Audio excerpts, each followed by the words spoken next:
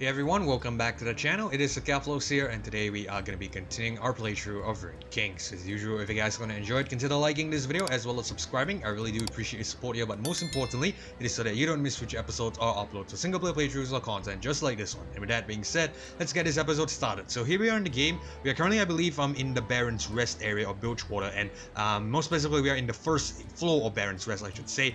And what we're doing here mainly is that, we are on the lookout for Alawi's, level 3 ultimate item that we need, the item Alawi needs for a level 3 ultimate, I should say, if I rephrase that correctly. We need to get the idol of Nagaka Boros. Now the problem is I'm not sure where this idol is, because if I go ahead and select jump to district map, it's just going to give us a very general idea of Baron's Rest.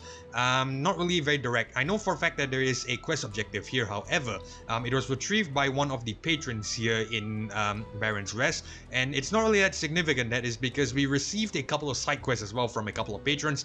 Namely, I think one Ionian wanted us to do something with some Ionian, some Noxian cargo. Not really sure where it is, where the marker is. Not really sure. Maybe somewhere back here as well. Maybe two quests in one area. We'll check that out later. But we also acquired another side quest, I believe, from a Damacian lady. Apparently, that that was our first Damacian lady that we encountered as well. And not only Damacian lady, but any Damacian that we've encountered.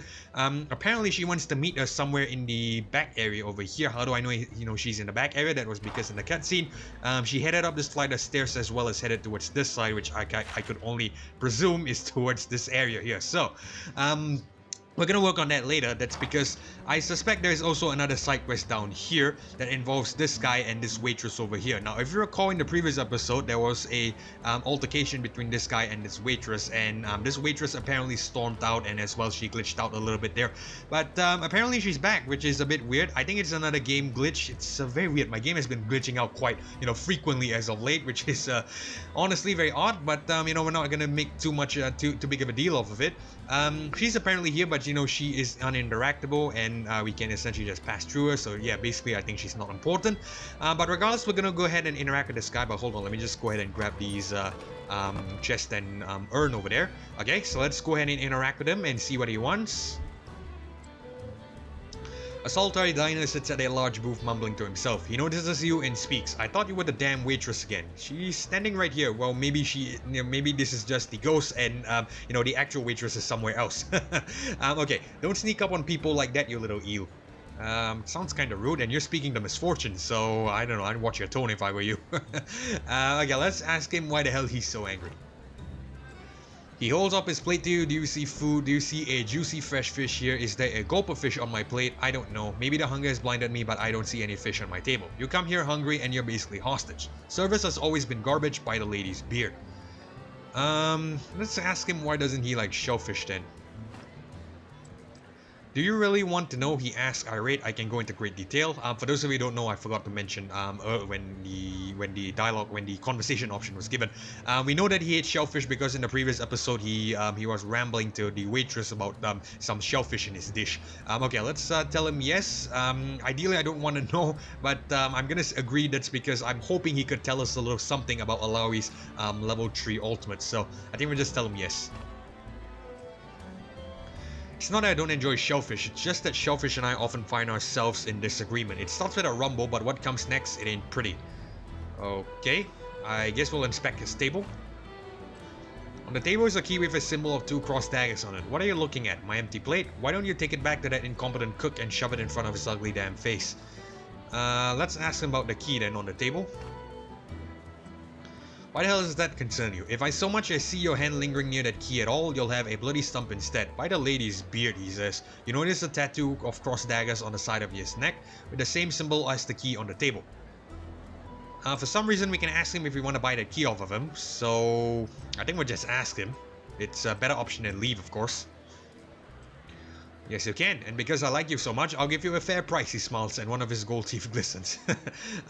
1 million coins, he says. That's rather absurd, I would say. Even if I had 1 million coins, I'm not gonna give him.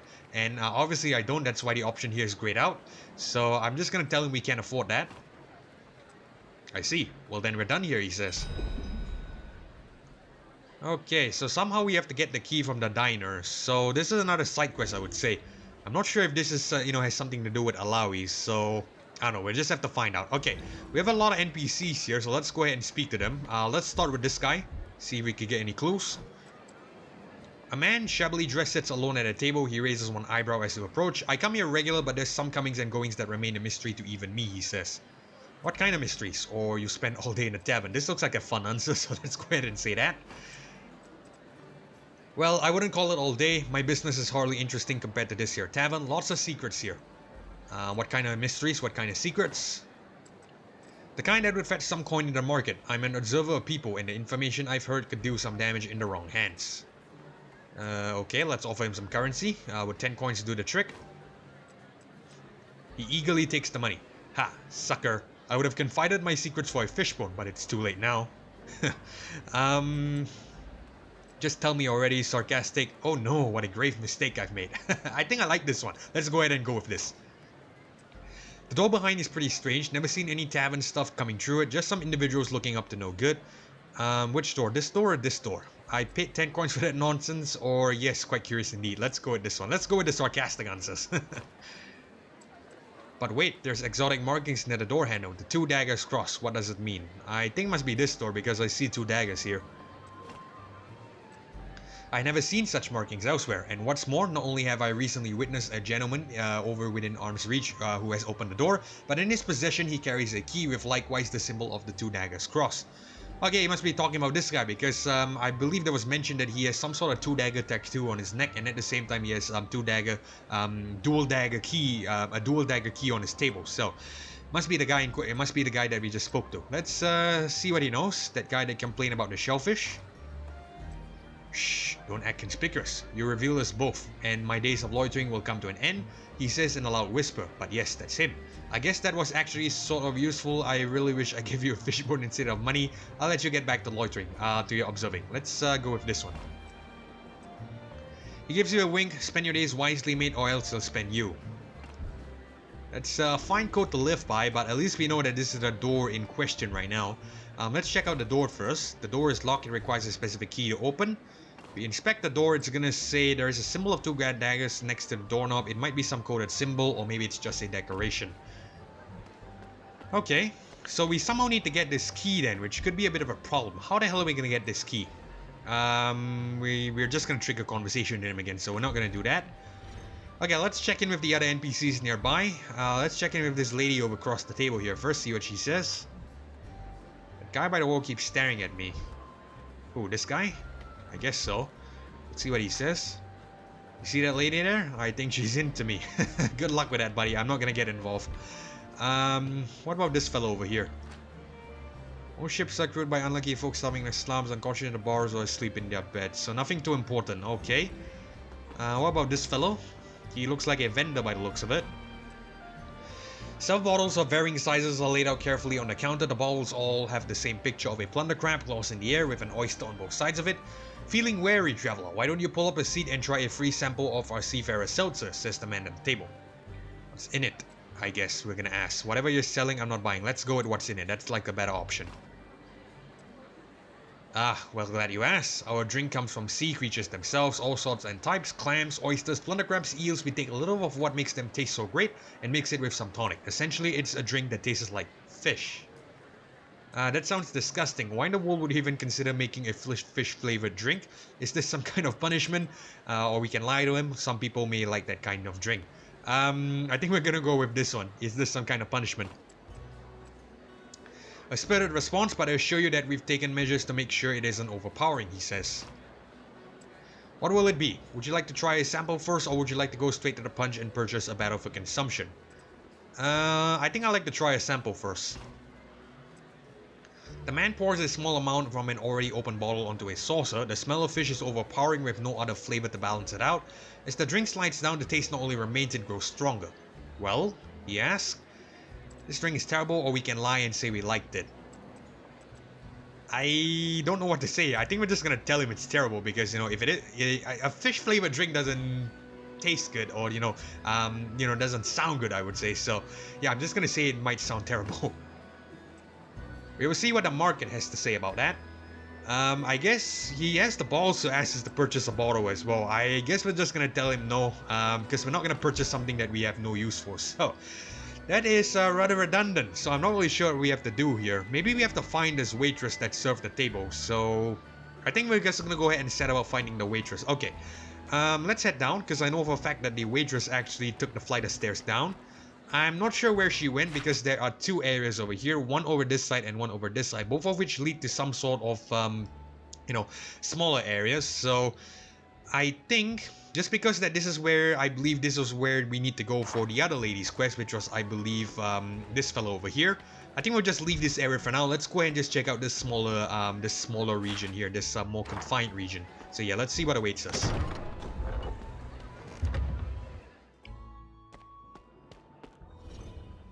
Okay, we're in some sort of area. I see some fish on the table, and I think this is the lady in question. Yeah, that was definitely a glitch. That model was not supposed to be on the first floor by the you know, the guy that complained there. I think she was supposed to be down here. There's also another fellow up ahead, and as well as some materials. I would say some some a barrel as well as a chest. Where's the damn Elkir sauce? What the hell is he rambling on about? Let's check in with him. Too busy to talk to you, out of my way. The chef is too busy to even notice you. We can ask him why he's grouchy, we can ask him about himself, and we can inspect the area. Let's go with this. Why am I so grouchy? Because I'm surrounded by idiots with zero understanding of my craft. Now get out of here before I put you in a pot. Okay, let's back away slowly without making eye contact. Well, I think we'll just leave him be. Let's just check out this crate. Okay. And no, actually we should probably interact with him because I'm not sure. Normally the people that have these you know, dialogue options, they are usually people of interest, meaning you know, they usually have some sort of contribution to some side quest of some sort. Okay, in that case we might just interact with him. Let's ask him about himself. Who am I? Someone who's too damn talented and who has worked too damn hard to suffer for preparing food for the imbeciles out there with unrefined palates. Back away slowly without making eye contact again. Okay. Let's check in the final option, which is to inspect the area. At first glance, nothing seems suspicious, but as you look closer at things around the kitchen, something doesn't add up. He keeps muttering something about Elkir, but you notice a jar labeled wharf rat sauce with the wharf rat part scratched off and Elkir written across it. You notice the same weird labeling on a bucket of meat. You're not trying to pass wharf rat meat off as Elkir, are you? I don't know what the hell is an Elkir, but I certainly know what the hell a wharf rat is, and to my understanding it is like some sort of rat hybrid with a shark, or hybrid with some sort of dog, I would say. And if it is, you know, if it tastes like its name implies, rat, I don't think rodent tastes nice. To be honest, I have never had rodent in my life, and I don't think I plan to. Let's just go ahead and say, you know, let's just go ahead and go through the conversation. Let's tell him you're not. Let's call him out on his passing off of wharf rat meat as Elkir. Am I what? He looks flustered. Of course not. Are you out of your mind? What kind of chef would I be if I did that? Point out that a lot of things labeled wharf rat are scratched off and labeled Elkir instead. First of all, you have no idea what you're talking about. Different kitchens have different labeling standards, he says, his voice shaking slightly. And second, there is very little difference between Elkir and wharf rat. One has wool, the other has hair. There, that's it. Besides, those scallywags out there couldn't even tell the difference. Let's nod our head in disapproval. That sounds a bit scummy if you ask me. Right, one more thing to add to my list of problems. A nosy, whiny imbecile. Leave it then, yeah. Leave it then, will ya? Get right out of here.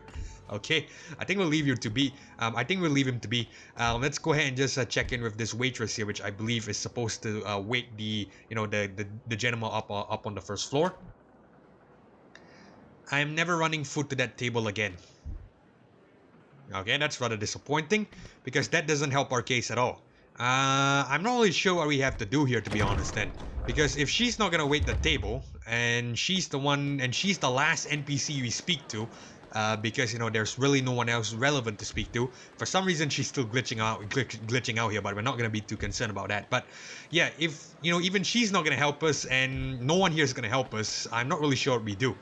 So I think we just leave him for now because honestly I am out of clues. I think I might even just go ahead and do some research on it because the last thing I want to do is run around like a headless chicken. So I tell you what, let's go ahead and check out this area here and see what awaits us. See what's behind here. Okay, we have some sort of door. The door to the bathroom, it's sealed tight. Okay, so I guess we can head in there. What the hell is this? This looks like another area in this area in Baron's Rest. Let's see what this is. Hopefully you could get some, some progress to that quest there. I think that might have something to do with Alawi's level 3 ultimate because, the guy is holding a key, and what do keys do? They hide something, right? They lock away stuff. So I'm gonna assume that, whatever it is, and I believe it's gonna bring us towards this side because the door with the dagger on it was this side, and it's gonna bring us to some place called Grifter's Corner. So I'm gonna suspect that Alawi's idol should be somewhere here in Grifter's Corner, I would say. We'll just check in and see. Let's go and just open up this door here, because it's gonna bring us to this smaller area over here. Okay, so we have two people over here as well as a I don't know, as well as some sort of stage by the looks of it. So looks like some sort of performance center, I would say. What does this guy has to say? He looks like the janitor, by the way, because the broom. See a janitor sweeping an empty room. No shows today, check back later, he says, and goes back to sweeping. Something awful happened to the last singer here. Don't even want to think about it. People perform here? Aye, this is the stage here, he motions behind him. Can't say it's much, but at least it's something. Okay. What about this guy? A young man gets excited when he sees you approach. What's this? Well, if it isn't a hardy gang of adventurers seeking fortune, trying to make a name, the stories you could tell could probably fuel a bard for a lifetime. Name's Tibble Orkney. Pleasure, he says. I don't think this is gonna have anything to do with the key, right? This looks too far out. Like the relation isn't there. Okay, I tell you what. You know what I'm gonna do? Since we're also 16 minutes into this episode, we're gonna leave this for now because I honestly don't know what the hell this is about. We're just gonna leave. We're just gonna leave him be, because this looks like too far apart in terms of relations. So, I think we're just gonna leave this for potentially future episodes. We're just gonna deal with the that diner there regarding the that diner there regarding the key. I am gonna put my money on that, on that key being something regarding Alawi's level 3 ultimate. So, in order to get that one done, and in order to save everyone some time, just, to make sure that we don't run around like a headless chicken like what I'm about to do now, I'm gonna go and do some research. So when I go ahead and get myself equipped with some knowledge about what to do here, I'm gonna come back with a game plan, and I'm gonna tell you what we do. So hopefully that's gonna be the way to get Alawi's level 3 ultimate, and essentially I'm gonna get that thing done and get that out of the way, and we can carry on with the story. Because ideally, I did mention a couple episodes back as well, just a quick little recap. Yes, we are gonna do side quests. We are definitely gonna do side quests, but we're not gonna do all the side quests while the main storyline is still active. That is because, we would like to go ahead and get the main storyline finished first, and then only we'll take a look at the other, minor side quests. So the major side quests I'm talking about are stuff like, the idol here, which I would say is important to unlock Alawi's level 3 ultimate. And of course, the champion's legendary weapons here, like the Heart of Goddess, the Storm Razor, the Own's Will, and all that. So these are what I would call the major side quests. So stuff like this bard over here, if he's not important, we're not gonna do it yet. And as well as this thingy over here with the Crucible, if that's not important as well, we're just gonna ignore that for now. But yeah, we'll leave all that for later. For now, we are just gonna focus on getting, I think in the next episode at least, we're just gonna focus on getting the key off that patron there. So like I said, again, I'm gonna do some research, and I'm gonna come back to you guys with a game plan. But for now, we're gonna end the video here because we are running out of time. So apologies beforehand if if this video was a bit underwhelming. It did not result in any definite conclusion or any amassed anything. It did not build to anything. So I apologize about that. But regardless, if you guys enjoyed this episode of Runeterra King, consider liking this video as well as subscribing to the channel. I really do appreciate your support here. But most importantly, it's so that you don't miss future episodes or uploads or single player playthroughs or content just like this one. And with that being said, this is Caplo signing off. Thank you all so much for watching. Thank you all so much for joining me. Hopefully I catch you all in the next episode. Goodbye.